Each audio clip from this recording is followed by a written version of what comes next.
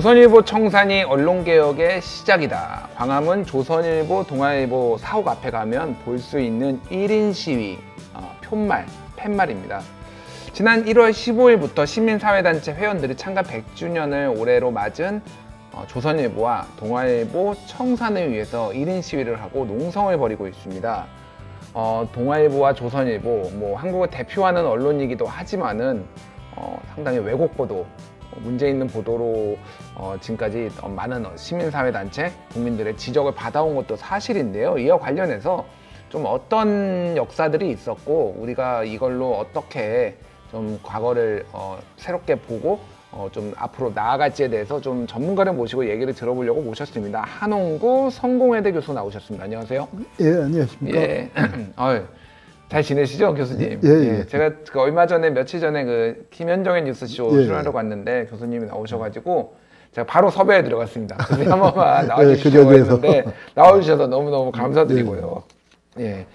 일단 올해 100주년이에요. 어쨌든 한국의 근현대사의 역사가 이제 제법 되는구나라는 걸 뭐가 100년 된 기업도 나오고 막 100년 된 언론도 나온 걸 보면은 어쨌든 제법 됐다 이런 생각이 드네요. 일단 조선일보, 동아일보 인연이 깊다라고 제가 얘기를 들었어요. 어떤 인연이 있었는지. 좋은 악연인가요? 아니면 좋은 인연인가요? 좋은 인연이라고 할 수 있는 것도 있고요. 예. 또 악연이라고 할 수 있는 것도 있는데 최근에는 악연이죠. 최근에 악연. 일단 좀 차분히 그냥 재밌게 좀 설명 좀 해주시죠. 무슨 일이 있었는지. 악연부터 할까요? 예, 악연부터 좀 해보시죠. 2015년에 왜 국정교과서 파동 있지 않았습니까? 그렇죠. 박근혜 정부 때. 박근혜 정부가 이제 엄청나게 밀어붙일 때, 제가 그 불쏘시개가 됐습니다. 제가 이제 강연을 많이 다니잖아요. 근데 강연을 다니면서 이제 사실 고등학생한테 한 것도 아니고 전문가들한테 문화예술계 종사자들 모이는 이제 그런 자리에 가서 그 얘기를 하면서 왜 여순 사건 때 박정희가 빨갱이로 몰렸었잖아요. 그때는 몰린 게 아니라 몰린 게 아니라 실제 좌익 활동을 했고 좌익 활동을 했죠, 실제. 그러면서 이제 그때 박정희가 사실은 위치로 치면은 사형을 당해야 할 위치인데 이제 여러 가지 복잡한 환경 속에서 동료를 팔아 넘겼다 이런 얘기도 있었고 사람들이 이제 또 박정희 편에 있던 사람들이 또 구해주고 그래서 간신히 목숨을 건졌어요. 맞습니다. 그래서 그때 이제 역사에서 가정법이라는 게 있지만 그때 만약에 박정희가 사형을 당했다면 박근혜 대통령은 태어나 보지도 못하는 거다. 이제 그런 얘기를 했는데 가정법을 하신 거죠. 가정법을 했죠. 그런데 그 가정법은 내가 참 억울한 게 조갑재 씨도 그런 얘기를 여러 번 했거든요. 그래서 이제 저도 같은 생각이고 그게 박근혜 대통령 태어나기 전이었으니까 당연히 그렇게 얘기를 했어요. 그런데 이 조선일보가 비틀기를 어떻게 하냐면은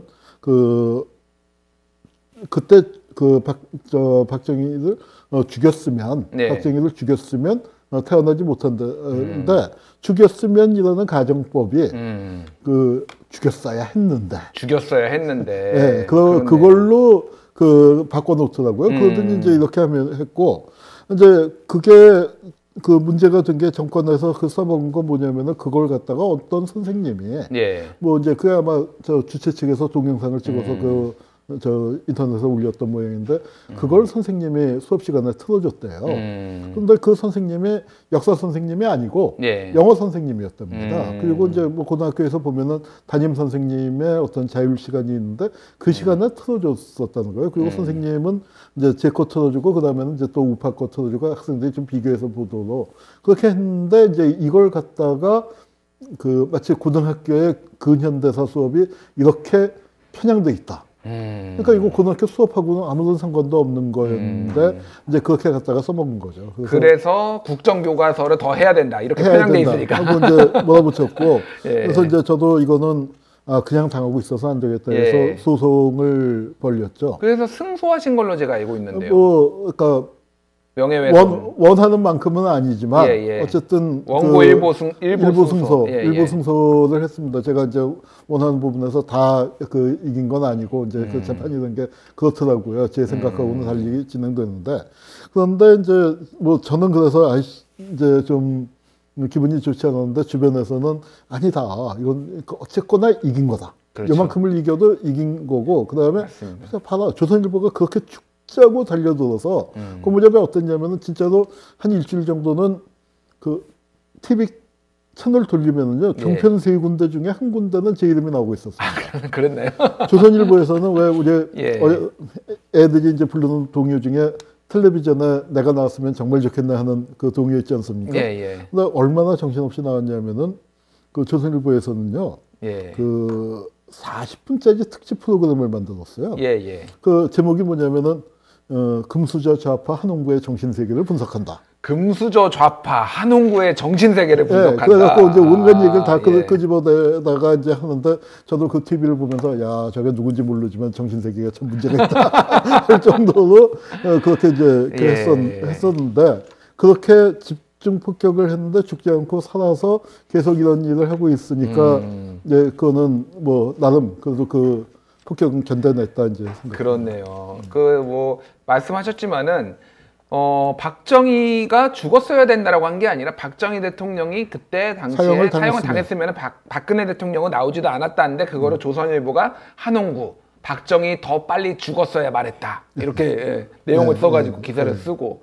그걸로 결국은 교수님이 승소를 하시고 근데 이제 뭐 금수저 좌파 한홍구의 정신세계를 분석한다라는 거는 왜 금수저인가 저도 궁금해서 좀 이렇게 뒷조사는 아니고 공개된 자료를 제가 봤습니다. 보니까 이게 가족분들이 깜짝 놀랐습니다. 이렇게 집안이 왜 금수저인가 했더니 할아버지 한기약 독립운동가 그리고 아버지 한만년 대한민국 출판의 역사라고 할 수 있는 일조각 대표이시고 큰아버지 한만춘 연세대 공대 학장, 작은아버지 한만청 서울대 병원장, 형제자매들이 뭐 한성구, 한경규, 한중구 다 서울대 교수님이시고 한승미 연세대 교수, 사촌 한민구 서울대 교수 뭐 이게 다 아니 교수님만 빼놓고 다 서울대 교수예요.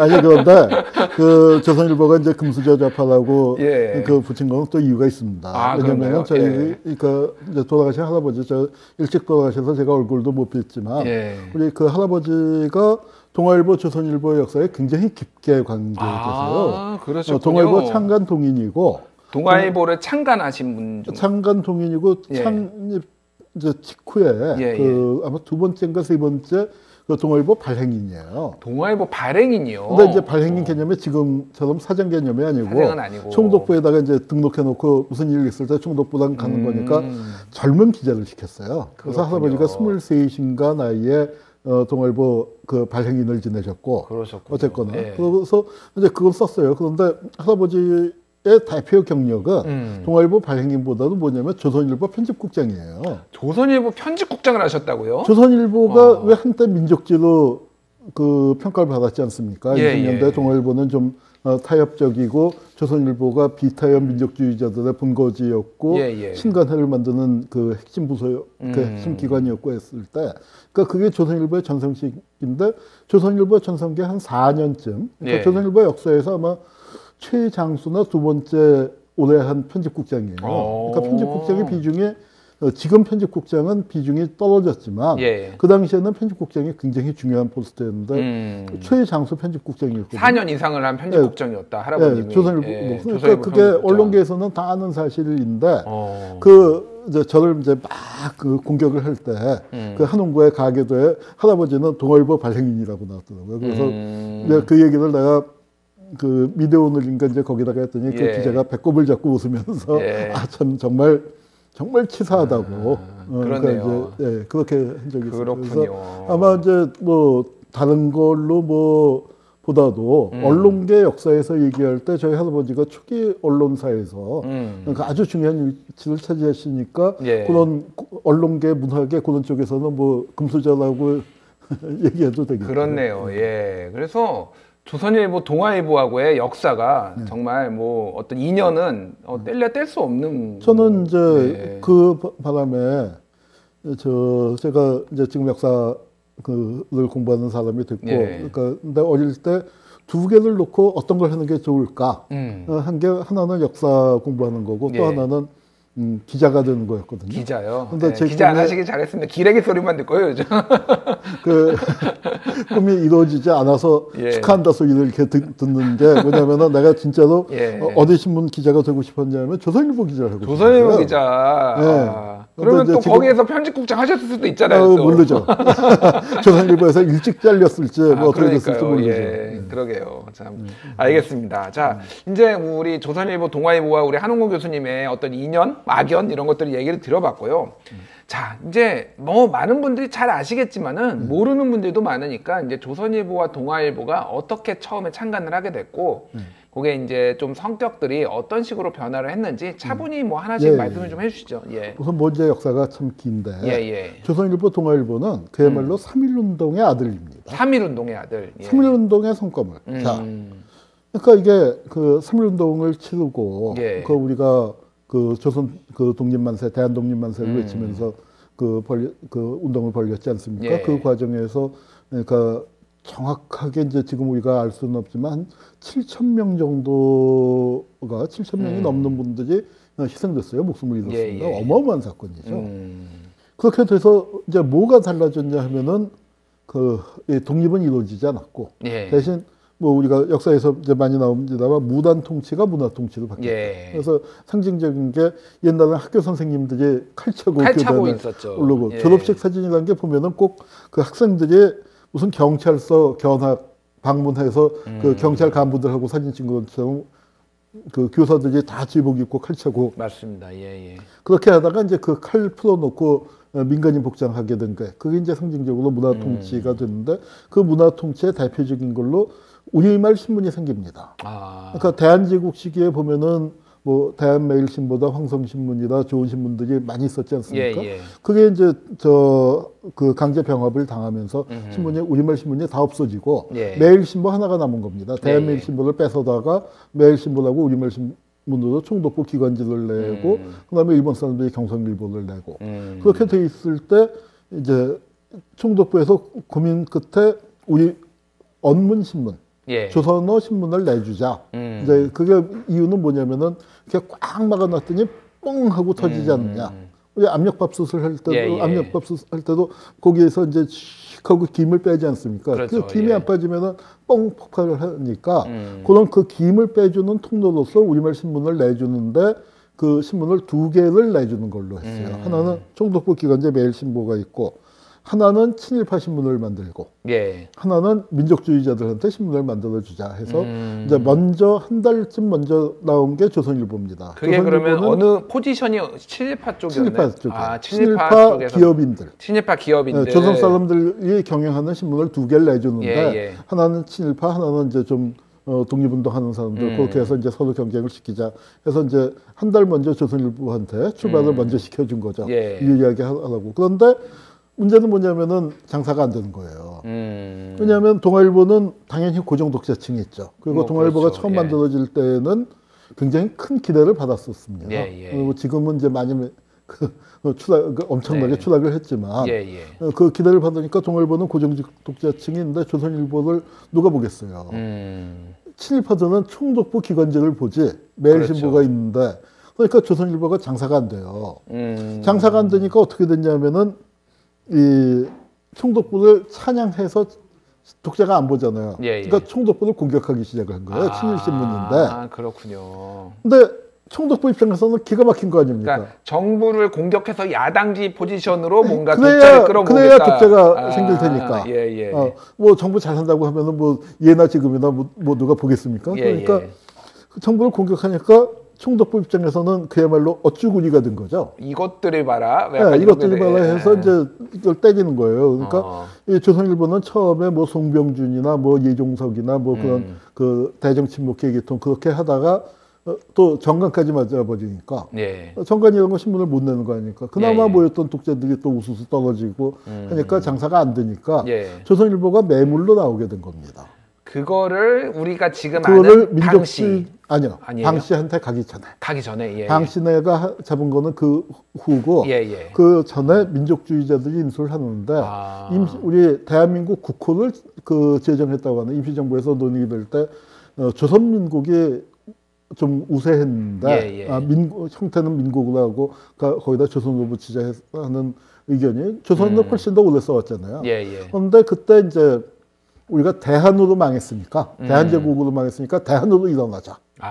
그런 이제 그 주장을 해서 대한민국 국호를 강력하게 주창한 분이 우창 신서구 선생님인데 예, 예. 이분이 이제 임시정부에서 교통청장도 지내시고 강요를 지내신 분인데 귀국을 하셨는데 이분의 아버님이 이 대한제국 시절에 경무사도 지내고 하면서 큰 재산을 모으셨어요. 그래서 그분이 이제 그 재산을 많이 털어서 조선일보를 인수를 했죠. 예. 조선일보를 인수하고 이제 그렇게 흘러가면서 이분이 이제 그 후발 경쟁지로서 예. 동아일보는 선발 주자가 된 거죠. 예, 오히려. 예.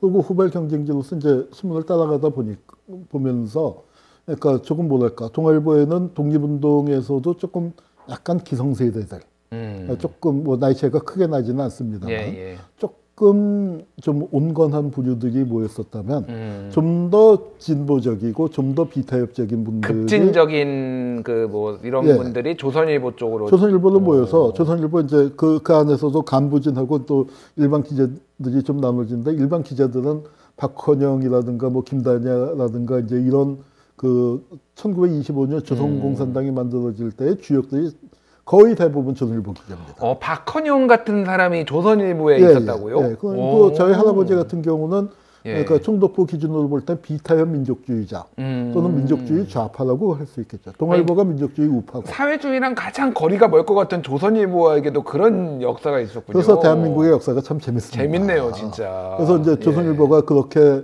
그러니까 급진파들이 이제 모여있고 그렇게 됐고 동아일보가 못하는 얘기들을 많이 하죠. 그래서 그렇군요. 그게 20년대가 조선일보의 황금기인데 그래서 20년대 24년인가부터 29년, 30년, 31년 정도까지가. 예, 예. 근데 문제는 뭐냐면 조선일보의 그러니까 이제 신서구 선생도 그렇게 뭐 개인으로 치면 부자지만 신문사 하나를 운영할 만한 그 부는 없었고 또 이제 여러 가지 이견 때문에 약간 발을 빼게 되고 해서 조선일보가 이 경영난에 빠져요. 예, 예. 그래서 늘 이제 자본이 부족을 했는데 그러다 보니까 이제 또 우여곡절이 있었는데 하여튼 영국장의 일은 그 투자자를 물색하는 겁니다. 그래서 이사를 시켰다가 네. 그분이 뭐 한 1000석군, 몇천 석군이 와서 자기 재산 한 절반쯤 들어먹고 야 안 되겠다 해서 빠지면은 이사 그만두고 다른 이사들 또 모셔서 근근히 연명을 하다가 그러니까 만성 적자 기업이었군요. 예, 그러니까 조선일보가. 그것도 안 되니까 어떻게 됐냐면은 이제 구리대금 업자한테 이제 하게 되는데 구리대금 업자한테 뭘 맡기냐 맡기다 안 되니까 판권을 맡겼어요. 판권이요? 조선일보의 그 판권 명의를 맡긴 거죠. 그럼 그냥 다 넘긴 거 아닌가요? 판권을 아니 그러니까 이제 판권을 담보를 잡히고 예, 예. 그다음에 돈을 빌려서 조선일보는 경영을 하는 거죠. 그러니까 이 돈을 못 갚으면 판권을 넘긴다가 되는 거죠. 예. 그래놓고 이제 근근히 하는데 경영이 이제 여의치 않아서 그때 이제 들은 얘기는 뭐냐면은 신문을 찍으려면은 종이는 있어야 찍을 거 아니에요. 예, 예. 그 종이를 조선일보가 그때 어디 있었냐면은 그 종로 2가 그 조계사의 대각선 편으로 보면 지금 농협 건물인데 거기에요. 그리고 예, 예. 그 당시에 이제 그 종이 수입하고 했던 부자가 화신인데 예. 뭐 거리로 치면 한 100m, 150m 정도밖에 안 화신백화점 할 때 그 화신 예, 그 화신이죠. 예, 예. 그런데 그 화신에서 사정이 이제 딱해지니까 빚이 많이 쌓이고 의상이 많이 쌓이게 되니까 맞돈을 줘야만 종이를 내줬다는 거예요. 그러니까 그렇게 이제 사정이 어려웠고 직원들 월급은 안 나가고 월급은 안 나가는데 밥은 먹여야 할 거 아닙니까? 예. 그러니까 그걸 그 편집국장 집에서 밥을 해서 날랐다는 거예요. 그래서 저희 아버지께서 어렸을 때 그러니까 회사에서 사람들이 그 오면은 그 양동이에다가 밥하고 국하고를 가득 담아서 이렇게 그 이제 몇 명이 와서 예. 그 직원들 한 20-30명 되는 거 밥을 편집국장 집에서 해날랐다는 거고 그렇군요. 아버지 어렸을 때 기억에 보면은 어느 날 집에 갔더니 안방에 웬 낯선 할머니들이 이렇게 펄렁 예. 그 대자로 누워 계시더라. 그래서 예. 누구냐 했더니 그 옆에 지금도 설렁탕 집이 있습니다. 이문 설렁탕이라고 이문 설렁탕. 우리나라에서 예, 예. 제일 오래된 설렁탕 집인데 예. 거기서 시켜 먹다가 외상값이 쌓이니까 조선일보라고 해서 줬는데 결제를 안 해주니까 식당에서도 난감할 거 아닙니까? 그러니까 빚 받으려고 지금 예, 편집국장 집에 와서 이제 하고 그렇게 해서 그렇게 해서 이제 하다가 결국 저희 그 할아버지는 쓰러지시고 뭐 신경쇠약 비슷하게 해서 쓰러지시고 이제 엎치락뒤치락하고 판권이 넘어가서 조선일보가 2개가 나온 적이 있어요. 이 견지동 조선일보하고 명동 쪽에서 조선일보, 이건 이제 그 고리대공업자가 내는 거고. 그렇게 되다가 이제 결국 그거를 누가 인수했느냐, 방신하가 인수하게 되는 겁니다. 방응모가. 방응모가 인수하게 되는데, 방응모가 이제 그 금광을 발견을 해서 부자가 됐다라고 제가 알고 있는데요. 엄청난 부자가 됐는데, 그 이전에는 고생도 많이 했었고, 동아일보 지국장을 하다가 이제 본사, 신문대금 내서 본사로부터 이제 압박도 받고 하다가 조선일보를 인수해서 조선일보를 이제 크게 발전시키는데 지금 코리아나 호텔 있지 않습니까? 그 코리아나 호텔이 바로 저 동아일보 사옥 건너편 그렇죠. 그러니까 조선일보가 원래 저 종로 그 2가 농협 그 자리에 있었다가 방응모가 인수한 다음에 지금 코리아나 호텔 자리에다가 그 동아일보는 4층이었는데 6층짜리 큰 건물을 짓습니다. 그러니까 동아일보 봐라 하고 위세를 했고, 한번 보여주려고. 그다음에 그 방모 그 사장이 그 이제 사주가 된 다음에 조선일보를 인수할 때 뭐 잘한 것도 전 있다고 생각해요. 그 어려운 조건. 근데 한 가지 문제점은 뭐냐면은 그 당시에는 지금은 우리 지역 감정이 영호남 지역 감정입니다. 그런데 영호남 지역 감정이 생긴 건 이건 본격적으로 악화된 건 박정희 때 70년대에 들어와서고 뭐 김대중, 박정희 그때 붙으면서 그때 생겼죠. 그때부터가 이제 시작이고 그 이전까지 우리나라에서 지역 감정의 중심축은 서북 차별이에요. 서북 사람들. 그래서 서북 사람들이 그러니까 지금 북한 지역 그래서 이 저 기호 사람들에 대해서 한이 많은데 뭐 그 한은 대단히 깊었고 기호 사람들이 차별을 한 거 잘못이죠. 그런데 조선일보를 갖다가 완전히 평안도 신문으로 만들었어요. 평안도 사람들의 본 거지. 이제 그렇게 해서 그러니까 조선일보가 어떤 강한 반공 정서를 갖게 되는 게 지역적으로 보면 서북 서북 청년회 뭐 이제 이런 거하고 이제 맥이 닿게 되는 거고 그렇게 해서 이제 조선일보가 방모가 잡은 다음부터는 최종적으로 이제 안정이 돼서 그렇게 이제 가게 되는 거죠. 우여곡절이 일단 있었고, 근데 이제 본격적으로 태평양 전쟁이 시작되면서 이제 이들 신문들이 여러 가지 이제 압력을 받은 것도 있고, 뭐 그러면서 이제 뭐 소위 말하는 친일 행각이라고 해야 되나요? 뭐 천황폐 만세 뭐 이런 것도 하고, 뭐 이제 대동아 전쟁에 참여합시다, 우리 천황을 위해서 뭐 이런 것들도 보도를 하고 그렇게 나오기 시작했어요. 그런데 이제 그 친일 문제를 바라볼 때 저는 조금 그러니까 흔히 뭐 큰 틀에서 친일파를 비판해야 한다는 거야 뭐 당연하고 뭐 저도 그런 활동을 하고 있습니다만 약간 언론의 친일 문제를 바라볼 때 시각이 그냥 그 언론 운동 하시는 분들하고 조금 다른 지점이 있습니다. 가령 이제 예컨대 그 언론 그 이제 예를 들 때 많이 나오는 얘기가 우리 그 항일 무장 투쟁을 했던 분들을 공비가 뭐 했다 이제 이런 식으로 그 비판을 했다 이제 그 나쁘게 보도했다. 라고 얘기하는데 그 점은 저는 생각이 틀려요. 제가 저 박사 논문이 항일무장투쟁 을 갖고 이제 했는데 그 항일무장투쟁을 그 조선일보, 동아일보 특히 동아일보가 더 보도를 많이 했습니다. 그는 일장기 말소 사건으로 무기 정관을 당했다가 복관을 한 직후에 보천보 사건이 터졌기 때문에 보천보 사건을 제일 많이 보도한 건 동아일보예요.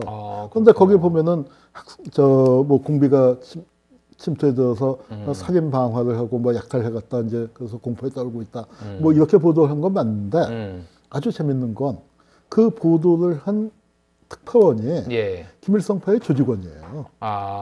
그 김일성파의 조직원이 연결이 돼서 아주 놀라운 언론 플레이를 한 거죠. 그러니까 그리고 그 당시에는 대중들 입장에서는 그거를 학살이다, 뭐 방화다, 약탈이다라고 하더라도 우리 독립군이 이렇게 활동하고 있다를 보도해 주는 게 훨씬 더 유리했던 겁니다. 행간을 읽은 거군요. 그러니까 그 어쨌든 이게 무보도보단 낫다. 그래서 보도가 나오는 게 낫다라고 그때 당시에 사실 김일성 전설이 만들어지는데 중요한 역할을 했고 재미있는 게 동아일보 사주했던 그 김병관 사장, 그러니까 인천 김성수 선생의 손자죠. 손자인가요? 손자인데 그분이 그 북한을 방문하게 됐을 때 김정일한테 선물로 갖고 간 게 뭐냐면은 보천보 사건을 보도한 그 동아일보의 호혜를 호혜를 그 황동으로 예, 만들어 갖고 이제 예. 선물로 갖다 줬거든요. 이거는 예. 뭐냐면 김일성이 전국적인 스타가 되는 건 동아일보 덕분인 줄 알라. 이제 그런 얘기였습니다. 제가 그거를 예전에 북한에 한번 방문한 적이 있어요. 아, 노무현 정부 때 묘양산에 가서 그거를 본 것 같아요. 아이고, 묘양산에 직접 보셨군요. 저는 보지는 못했습니다. 예, 금수산 만국 무슨 못지않은 예, 그래서 김일성 주석이 그동안 받았던 선물들을 다 전시해 놨는데 뭐 박정희 대통령이 한 것도 있고 전두환 대통령이 한 것도 있는데 제가 그 동아일보 그 보천보 사건 동판을 제가 봤던 기억이 나네요. 그리고 이제 언론이 친일로 돌아서는 거, 그 언론뿐만 아니라 한국의 지식인 사회가 친일로 돌아서는 거는 지금 시점하고 참 그 관련인데 지금 요새 이제 신종 코로나 그 바이러스 때문에 아주 떨썩하지 않습니까? 그게 우한 지방에서 났는데 그 옛날식 저 한자어로 발음을 하면 무한 아니에요. 그 무한이 우리 독립운동사랑 아주 관련이 깊습니다. 거기가 이제 신해혁명도 거기서 신해혁명이 무한에서부터 시작이 됐었고, 그 다음에 그 중국의 중일 전쟁이 벌어지면서 중국을 일본이 쳐들어갔을 때 그 항일 세력, 민주 세력이 모인 데가 바로 그 무한이거든요. 그러니까요. 그리고 우리 독립운동 세력도 특히 조선의용대가 만들어진 게 무한입니다. 무한에서 만들어지고 이제 그렇게 됐는데, 그래서 이 역사를 얘기하자면 길지만 그 이 무한이 중요한 게 뭐냐면 그 무한을 지키는 싸움이 아주 중요하고 조선의용대가 거기서 중요한 역할들을 했는데 결국 함락을 당합니다. 무한 함락이 갖고 있는 의미가 뭐냐면 그게 우리나라에서 친일이 본격화되는 거예요. 그냥 우리 친일이 그 한 몇 번의 고비가 있는데 우선 그 강제 병합이 있고요. 3.1운동이 하나의 고비였고 3.1운동 이후에 최대의 고비가 만주 침략입니다. 1931년 이제 일본식으로 만주사변이라고 하죠. 그게 이제 고비가 되고 그 다음에 이제 진짜 걷잡을 수 없이 완전히 무너져서 친일로 돌아가는 게 중일전쟁이 아니고 무한함락이에요. 1년 뒤에. 중일전쟁 때만 하더라도 친일하던 사람들도 눈치를 보는 겁니다. 일본하고 중국이 싸우면 중국이 이기지 않겠어 하면서 일본이 중국 잘못 건드린 거고 수렁에 빠져서 일본이 중일전쟁에서 패망할 거야. 중국이 이길 거야 라고 승리를 했는데 일본이 무한을 점령해버리니까 아이고 이건 이제 끝났다. 이건 기계 없다 하고 이제 완전히 친일로 들어가게 된 거죠. 그렇군요. 그게 이제 그 이후에는 뭐 조선동화가 천황사진도 싫고 뭐 이제 해서 뭐 걷잡을 수 없이 나갔는데 그런데 저는 거기서 한 가지 또 한 가지 사실을 우리가 기억을 해야 한다고 생각을 해요. 그러니까 그거 보면 이제 우리가 지금 입장에서 보면 기가 막히죠. 천황폐하 사진이 실려 있고 뭐 이렇게 하는 그런데 동아조선이 그래도 폐간당했습니다. 그러니까 그건 살아보려고 어떻게든 그래도 신문사를 유지하는 게 낫지 않겠냐. 뭐 여러 가지 그 현실적인 타협을 한번 해보는 현실적으로 기라면 기고 눈 깔라면 눈 깔고 그렇게 정말 깨갱하면서 그렇게 엎드려 갔는데도 그런데도 저 총독부 당국이 전쟁을 수행하는데 동아조선이 거추장스럽다라고 해서 폐간을 시켰어요. 정말로 우리가 중요하게 기억을 해야 할 부분 중에 하나는 뭐냐면은 1945년 해방이 됐잖아요. 많은 독립운동가들이 귀국을 했습니다.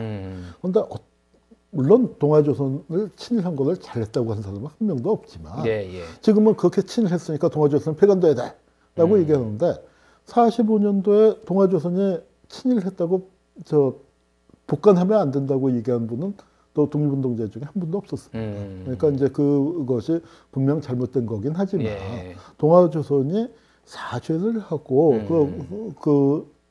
그리고 올바른 길로 나갔으면은 또 그것이 정말로 죽일 놈이 돼서 용서받지 못할 그런 죄는 아니었었다. 그러니까 거듭날 수 있는 기회가 있었고 동아조선은 해방 당시를 기준으로 놓고 보면 뭐 동아일보는 좀 이상한 짓도 하기도 했었지만 조선일보는 괜찮았어요.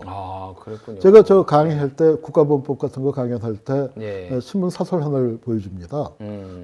저 국가보안법이 만들어지던 국회 통과하고 다음 날인가? 하여튼 저 사설인데 딱 사설 제목이 뭐냐면 국가보안법을 배격함이에요.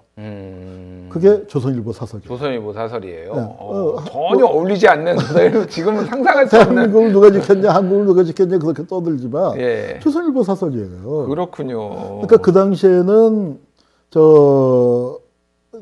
지금 조선일보 같은 역할을 한 건 대동신문이라고 따로 있었습니다. 왜 영화 암살에서 이정재 그 씨가 그 역할을 했었던 그 예. 염석진이었나요? 염석진이요. 예, 예. 이제 염석진이 뭐 실제 역사 인물을 그대로 따온 건 아니고 뭐 한 두세 명의 캐릭터를 합쳤는데 특히 했죠. 그 마지막 그 인상적인 장면 법정에서 아주 그 생날 쇼를 하지 않습니까? 그 쇼를 한 장본인이 바로 대동신문사 사장인 이종형이고 그 암살의 여주인공의 실제 모델이 됐다고 하는 남자현 여사를 밀고했던 그자가 바로 이제 이종형인데 그 사람이 운영하던 대동신문이 이제 지금 조선일보 플러스 종편 플러스 뭐 그런 아주 그 정말 쓰레기 같은 신문이었고 조선일보는 괜찮았습니다. 어찌됐든 한 뭐 언론의 역사를 뭐 언론뿐만이 아니라 완벽하게 뭐 잘못했다, 완벽하게 잘했다라고 평가할 수는 없고 잘한 부분도 있고 잘못한 부분도 있고 이렇게 좀 전체적으로 볼 필요는 있을 것 같습니다. 어쨌든 해방 이후에 사실은 이제 친일 문제도 있지만은 조선일보와 동아일보의 뭐 여러 가지 문제들이 또 하나가 이제 불거지는 게 해방 이후에 독재 정권에 많이 이제 뭐 야합을 했다라고 해야 되나 그런 부분들도 있었고 또 하나는 이제 그 동아일보 뭐 광고 없이 나오고 하다가 이제 결국은 해직 사건 그리고 조선일보 해직 사건이 또 하나의 분수령이 되는 것 같아요. 그건 뭐 어떻게 좀 평가하시나요? 뭐 그 정말 많은 일들이 있었는데. 왜냐면은 왜 우리가 지금 이제 언론사 하는 분들도 그렇고 민주진영에서 언론에 관심 많은 분들도 그 이제 우리 김중배 선생님, 김중배 선생님이 동아일보 편집국장을 물러나신 게 91년인가 2년인가 그때 물러나실 때 한 걸로 이제 언론 제휴의 최대의 적은 그 독재 권력이 아니라 신문사 사주다, 신문 그 자본이다 이제 그 말씀을 하신 게. 그 유명하게 알려져 있는데 맞습니다. 사실은 그 김중배 선생님이 그 말씀을 처음 하신 게 아니에요. 그 얘기는 김중배 선생님보다 23, 4년 전에 60년대 후반에 나온 얘기입니다. 60년대 후반에 신동아 필화 사건이라는 게 있었는데 그 전까지는 언론사들이 서로 이제 협심을 해서 언론계가 이제 한 대 얻어맞으면은 그 아야아야 그러니까 왜 때려 하고 대들지는 못해도 아야야 하고 소리는 지를 거 아닙니까? 그러면 그 소리를 다 같이 전해줬어요. 그런데 신동아 필화 사건이라는 큰 필화 사건이 나서 주필도 잡혀가고 부장도 잡혀가고 기자랑 해서 5명인가 구속이 됐는데 그 사실을 보도한 신문이 하나도 없었어요. 동아일보만 보도했을 뿐 모든 신문이 슬금슬금 눈치 보면서 보도를 안 해버렸습니다. 그리고 기자들이 놀란 거죠. 우리 신문만 그냥 뭐 보도하지 말고 그냥 넘어가지 했는데 이심전심으로 다 그렇게 된 걸 보고 그때 동아일보에 계셨던 천관호 선생이라고 아주 유명한 분이죠. 그 우파지만 아주 그 당시에 박정희 시대에는 아주 그 저항 언론인이었는데 그분이 참 그 기가 막힌 표현을 썼죠. 연탄가스에 중독됐다. 연탄가스라는 게 지금 뭐 젊은 세대는 잘 모르겠지만 색깔도 없고 그다음에 언제 들어왔는지 모르게 우리를 마비시키는. 그래서 언론이 그렇게 됐다 이제 했고 그런 상황을 설명할 때 뭐라고 얘기했냐면은 전에는 언론이라는 성을 지킬 때 성주와 장군과 그다음에 백성과 군졸이 일심 단결을 해서 그 성을 지켰는데 이제 보니까 그 바깥의 독재 권력을 상대로 언론이 일치 단결을 해서 지켰는데 성주가 문을 열어주고 있다. 그래서 이제 신문 자본이 문제다라는 얘기가 그때부터 나오고. 그러니까 한마디로 기자들은 뭔가를 또 해보려고 했지만은 사주가 독재 정권이나 어떤 뭐 자본 이런 뭐 광고주들하고 결탁을 하면서 오히려 그런 것들을 어렵게 만들었다는 거죠. 그리고 옛날에는 그러니까. 언론사가 많다 보니까 사주가 이제 뭐 힘이 있더라도.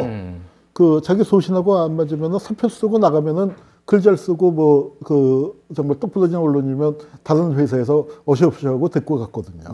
언론계에서. 그런데 이제 사주의 권한이 강해지면서 신문사 간의 이적도 어려워지고 사주에 중속되는 카르텔 시스템이 같은 게 생기는 거군요. 그러니까. 사주들의 이제 강력한 그게 생기고 기자들도 이제 어떻게 되냐면은 그 우리나라 이제 지금 비례대표 얘기가 나오지만 그 우리나라처럼 언론인들이 잘 사는 나라 그리고 뭐 지금은 이제 언론 시장이 많이 바뀌었기 때문에 그렇지만 한 80년대, 90년대, 2000년대까지 우리나라처럼 언론인들 월급이 높고 우리나라처럼 언론인들이 국회의원이 많이 된 나라가 사실은 찾기 어렵습니다. 그 국회의원으로 들어가는 게 그 시스템이 만들어지는 게 언제였냐면은 유정회국을 하는데 유정회라는 게 박정희가 국회의원의 3분의 1을 임명했잖아요. 맞습니다. 그 임명하는데 73명을 임명하는데 그 중에서 한 9명, 10명 정도가 언론인 티어예요. 각 신문사에 편집국의 부국장쯤 되는 사람, 정치부장이나 부국장쯤 되는 사람. 근데 그런 사람이 신문사에 보면은 여러 명 있지 않습니까? 그렇죠. 예. 그 중에서 한 명을 뽑아주니까 그거 가고 싶은 사람들이 알아서 충성을 하는 거죠. 예나 지금이나 정치권에 줄대는 언론인들은 마찬가지군요. 예, 그러니까 그거를 중앙정보부가 일일이 다 뭐 컨트롤 할 필요 없이 이 사람들이 알아서 충성 경쟁을 하게 되니까 경쟁하게만 해놓으면은 자기들끼리 열심히. 예, 그리고 언론사 내부에서 좀 이상한 일 있으면 이 사람들이 다 알아서 보고해주고, 알아서 보고해주고 하니까 밀정 역할도 했네요. 예, 앉아서 이렇게 가만 앉아서 가이드라인만 이제 지켜주면 나중에는 가이드라인도 필요 없을 정도가 돼버리는 거죠. 그렇군요. 알겠습니다. 그래서 사실 뭐 이 조선일보, 동아일보뿐만 아니라 언론의 역사가 굉장히 좀 그 당시에는 뭐 왜곡되고 굴곡되고 좀 부끄러운 역사들도 있었던 것 같습니다. 그래서 그 해직 그 사태를 계기로 해서 본격적으로 이제 거침없이 사실은 이제 뭐라고 그 해직 사태도 이제 여러 번 이렇게 해직이 있었는데 이제 동아일보가 해직되고 조선일보 해직 사태는 또 재밌어요. 아, 그래요? 그 오늘의 조선일보를 만든 사람을 꼽으라고 하면 방모도 중요하지만 선우희 주필이 대단히 선우희 주필 유명하신 분이죠. 예, 그 이북에서 내려온. 이제 그런데 그 선우희 씨가 동아일보에서 그렇게 됐을 때 그 젊은 사람들 불러서 동아일보 저렇게 하는데 우리는 뭐 없냐? 동아일보는 다 자르는데 우리는 뭐 안 해도 되냐 이런 거였나요? 아니, 그러니까 동아일보 기자들은 저렇게 들고 일어나는데. 들고 일어나는데. 젊은 기자들은 뭐 아무것도 안 하냐? 뭐 오히려 이제 그렇게 부추겼고. 근데 재밌는 게 뭐냐면은 그래서 조선일보는 그렇게 해서 해직을 한 30명 시켰어요. 조선일보는. 근데 조선일보는 뒤로 다 복직을 시켜줍니다. 근데 동아일보는 이제 워낙 세게 붙었고 그렇게 되면서 이분들이 또 나와서 단결해서 버티다가 보니까 이제 이렇게 달라졌는데 동아일보는 그 기수로 치면은 공채에서 8기가 거진 다 나가버린 거예요. 그러니까요. 아래에 4기는 전원이 나갔고 그 위는 뭐 어디 연수 가거나 해외 파견 나가 있었던 사람 한두 명 빼놓고 다 나가버리니까 인재가 한층이 무너졌죠. 그렇네요. 한층이 무너져갖고 언론 환경이 변화할 때 80년대 초반에 들어서 뭐 한국 산업도 많이 발전을 하고 이제 신문과 방송에서 방송이 이제 주역으로 뜨고 뭐 이제 그러면 조간 석간에서도 이제 그 시스템이 변화하고 그 석간 옛날은 석간의 시대였다가 이제 조간의 시대로 변화할 때 동아일보가 그 타이밍을 놓쳐지는데 그런 경영상의 판단 미스 같은 것도 동아일보가 인력이 유출되면서 우수 인력이 유출돼서 그런 이 판단을 내릴 만한 그 자원들이 부족했다. 이런 얘기들을 많이 하죠. 그렇군요. 예전에 한 2주 전쯤에 이부영 지금 자유언론실천재단 이사장이 나오셔서 그때 당시에 이제 해직된 얘기를 좀 한참 하셨어요. 그래서 뭐 저희 시청자분들도 그 얘기는 좀 제가 안 해도 알겠습니다. 더 잘 하셨으니까. 그래서 뭐 이제 그 이후에 이제 특히 이제 전두환 정권 들어와서는 또 뭐 이제 5.18 관련해서 왜곡 보도도 하고 뭐 이런 식의 뭐 여러 가지 사건들이 있었던 것 같아요. 그래서 이제 뭐 평가가 여러 평가들이 있는 것 같습니다. 그러니까 조선일보, 동아일보의 어떤 문제점에 대해서 거기서 이제 중요하게 봐야 할 거는 조선일보가 치고 올라오는 거죠. 엄청 치고 올라왔죠. 70년대까지만 해도 뭐냐면 동아일보와 조선일보는 비교가 안 됐어요. 동아가 1등 신문이었고 조선은 뭐 한 3등? 3등. 2등 없는 3등이라고 그 평가하는 게 맞을 정도로 그 격차가 컸었는데 조선일보가 동아일보를 따라잡거든요. 그리고 추월해서 나가는데 이제 재정적인 면에서 본다면은 이 코리아나 호텔이 만들어지는 것도 이제 굉장히 웃기는 얘기인데 언론사로서 차관 특혜를 받고 특혜를 받아서 그걸 언론을 키우는 데 쓴 게 아니라 호텔을 지었잖아요. 근데 그 호텔이라는 게 뭐냐면은 참 지금 뭐 얘기하기가 좀 민망한 얘기지만 그 기생관광. 접대하는 곳으로 쓰인 걸로. 그 유정이 그 전에는 저 뭐 성북각이다, 뭐 대원각이다, 그 뭐 삼청각이다 이제 그 시내 중심가 삼청동 쪽에 있었는데 특급 호텔은 워커힐이었거든요. 그러니까 멀잖아요. 그걸 좀 가깝게 가라고 청계고가도를 놨는데 그런데도 머니까 그 호텔에서 바로 유정에서 발로 내려오면 되는데 거기 코리아나 호텔을 지은 거죠. 그래서 이제 그런 그 씁쓸한 그 역사가 있고 돈을 많이 벌었지만 여전히 언론계에서는 비중이 적었는데 전두환과 이제 아주 결합을 하게 되죠. 조선일보가 그 당시에 허문도라고 그 주일 특파원을 지냈던 사람이 밀착이 되고 그리고 허문도 라인을 통해서 하여튼 조선일보가 그 전두환이 대통령이 될 때, 그러니까 이제 추기가 끌어내리고 대통령이 될 때 그 1980년 8월 그 대통령이 된 직후 같네요. 8월 예. 23일자에 조선일보 신문을 보면은요, 이제 그 PDF 서비스, 지면 보기 서비스를 하잖아요. 지금은 네이버가 서비스를 하지만 네이버 서비스 있기 전에는 조선일보 서비스가 제일 좋았고, 우리가 그걸 이제 연구자들도 조선일보 비판하면서도 그 서비스를 이용을 했는데. 아카이브를 제일 먼저 잘했어요, 조선일보가. 재밌는 게 뭐냐면 조선일보 8월 23일자는 그 1면, 2면은 서비스가 되는데, 3면은 안 되고 4면, 5면만 돼요. 3면에 뭐가 있었나요, 도대체? 그게 진짜 모든 언론들이 다 전두환 찬양을 하는 전비어천가를 불렀지만 아부를 하려면 이렇게 하는 것이다. 전비어천가 중에 전비어천가예요. 이게 뭐 시청자 여러분들은 조금 뭐 불편하게 들으실 수도 있는데 언론계 용어 중에 아부를 하는 거를 이제 빨아준다라고 얘기를 하니까 빨라면은 이 정도는 빨아야 된다. 정말 쪽쪽 빨았는데. 쪽쪽 빨았는데. 정말 쪽쪽 빨았는데, 그걸 보고서 이제 제가 느낀 게 뭐냐면, 야, 조선일보에서도 부끄러움이라는 걸 느끼나? 그 3면을 뺀 거가. 그러니까 자기들 입장에서 봐도 너무 하다 싶었으니까 지금 서비스가 안 돼서 전두환으로 검색해도 안 되고, 지면 보기에서 날짜에서 그 몇면 그 지정하는 거에서도 그 서비스는 안 돼요. 뭐라고 했습니까? 그냥 간단하게 좀 내용을 하자면은.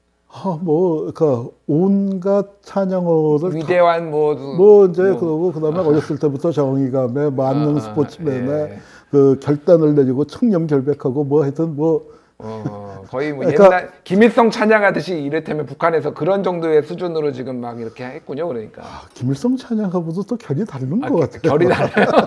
내가 김일성 김일성 갖고 박사 논문 썼지만 하여튼 좀 그 결이 다른 그런 찬양을 했고 그게 조선일보가 2등 신문이었던 조선일보가 동아일보를 추월하는 어떤 변곡점. 열심히 잘 빨아서 1등이 됐군요. 그러니까 참 오늘 시간 가는 줄 모르고 이렇게 계속 듣고 있는데 아니요 너무 많이 하는 건 아닌데 그래도 지금 저 댓글들이 장난이 아닙니다. 지금 자.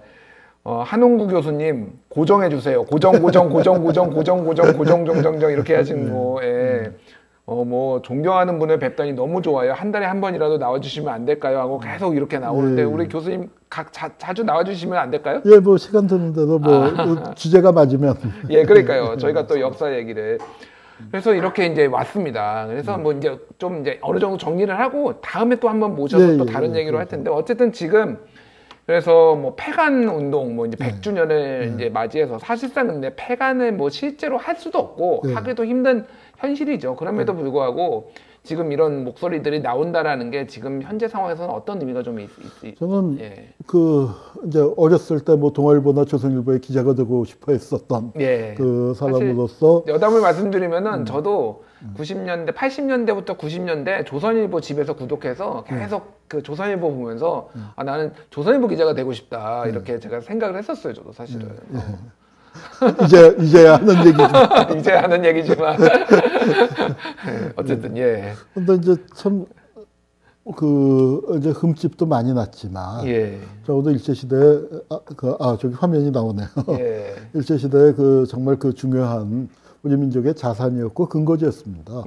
근거지였었던 조선동화가 이제 이 폐간 소리가 나오는 지경이 되고 또 요새 하는 짓을 보면 그런 얘기가 안 나올 수가 없게 그렇지 않습니까? 정말 가슴이 아픈데 좀 뭔가 새 출발을 할 수 있고 정말 국민의 신문으로 3.1운동의 그 아들로서 태어난 그러니까 조선일보는 좀 다르지만 그래도 금방 환골탈태에서 민족지로서 동아일보보다 더 중요한 민족지로서 기능을 했던 시절도 있는데 그런 역사를 자기의 역사를 부끄럽게 하지 말고 제가 그런 얘기를 했어요. 뭐 박모를 비판하는 사람들도 많지만 김성수 박모를 비판하는 사람도 많지만 저는 김성수 박모 정도면 이제 동아초이 분들은 이런 얘기하면 좀 그 어른들은 좀 싫어하시지만 그래도 우리 역사에서 그만하는 사람들 없었습니다. 그 보수에서 지금 우리나라에서 보수라고 하는 사람들하고는 결이 달라요. 그리고 그분들은 굉장히 중요한 역할들을 나름 했던 분들인데 가령 동아나 조선의 그 손자떼들 아닙니까? 예. 그 사람들이 할아버지의 반만큼만 했어도 폐간 소리까지는 안 나옵니다. 잘 살았어. 예. 그러니까 저는 자기네 역사를 자기 스스로가 소중히 그 알아서 좀 그 거듭났으면 좋겠고요. 그 다음에 이제 또 하나는 이제 언론 개혁 운동에서도 우리가 이제 100년이기 때문에 동아조선 얘기를 오늘 길게 했지만 그렇죠. 언론의 지형도 놀라울 정도로 바뀌잖아요. 지금 이제 동아조선 한국 언론의 가장 큰 문제가 조중동이 아닌 세상이 돼버렸잖아요. 벌써. 그러게요. 벌써 이제 언론 환경이 바뀌고 이제 가짜 뉴스라든가 뭐 그거 또 그다음에 뉴스 소비층도 바뀌고 영향력도 달라지고 하는 그런 환경 속에서 진보 진영에서도 나는 무조건 동아조선을 폐간시키고야 말 거야. 이게 내 평생의 과제라고 싸웠던 분도 거기에만 매달릴 상황은 아니라고 생각이 듭니다. 이 변화한 환경 속에서 우리가 얼마나 많은 대중들에게 그러니까 그 대중들과 함께 그런 그 정말 요새는 이제 그 참되다라는 말, 진실이란 말이 도전을 받고 있는 시기잖아요. 진실 따위는 중요하지 않아 하는 세상이 됐는데 언론의 사명은 그래도 역시 진실을 전파하고 공유하고 보편적인 가치를 만들어 나가는 건데 그 사명을 우리가 좀 더 할 수 있는 그런 공간이 열렸으면 좋겠습니다. 자, 우리 제작진이 우리 얘기하는 도중에 그 조선일보 3면을 찾아왔네요. 그래서 제목이 인간 전두환. 이해관계 얽매이지 않고 남에게 주기 좋아하는 성격. 뭘 찾지 않아 주위에 한자가 잘 안 보이는 작아서 인맥 찾지 않아 주위에 사람 많이 몰려. 운동이면 못하는 것 없고 생도 시절에 축구부 주장. 사회 앞서 공, 나보다 국가 앞세워, 자신에게 엄격하고 책임 회피하네. 뭐 위인이네요, 위인. 와, 전두환 다시 왔습니다. 저렇게 훌륭한 축구 주장도 하셨다니 정말 훌륭하신 분이네요. 군대에서 축구한 얘기가 갑자기 잘 들었고요. 알겠습니다. 요즘 유튜브 하시는 것도 그렇게 구독자가 몇 명이에요, 유튜브가? 구독자가 엊그제 3만 명 넘었는데. 그렇군요. 제가 좀 재미없게 해서 그런지 조회수가 이 구독자 수에 비해서는 많지는 않습니다. 아닙니다. 엄청 재밌고. 그래도 역사 얘기를 좀 길게 제대로 하려면 그래서 시간을 좀 충분히 갖고 해야 해서 중요 사건들을 계속 올리고 있습니다. 그래서 저희에 또 나와주셔서 또 같이 또 우리 역사통을 한홍구 TV 역사통 좋네요. 그래서 감사합니다. 저건 저대로 하시고 저희 또 나오셔서 또 테마별로 한 번씩 이렇게 해주시는 거 괜찮으시겠죠? 토착외고 100년사 시리즈도 하고 계신다고. 그럼 이제 끝났습니다. 끝났고 그걸로 이영채 교수하고 이영채 교수하고 이제 같이 그 작업을 해서 그 책을 하나 냈습니다. 참고해서 한일 뭐 준비 다 해놓으셨네. 우익 근대사 완전 정보. 그래서 저희가 저 책 얘기도 뭐 다시 한번 하고 한 번씩 한 달에 한 번 정도라도 시간 되실 때 한 번씩 나와서 우리 얘기를 하면 좋겠습니다. 오늘 바쁘신데도 이렇게 나와주셔서 감사드리고요. 저희가 약속하셨어요. 자주 나오시겠다고 그래서 저희가 자주 모시고 한국 근현대사 역사 뭐 잘못된 건 비판도 하고 잘한 거는 칭찬도 하는 그런 내용들 저희가 종종 짚어보도록 하겠습니다. 지금까지 한홍구 성공회대 교수님 만나 뵙습니다. 감사합니다. 감사합니다.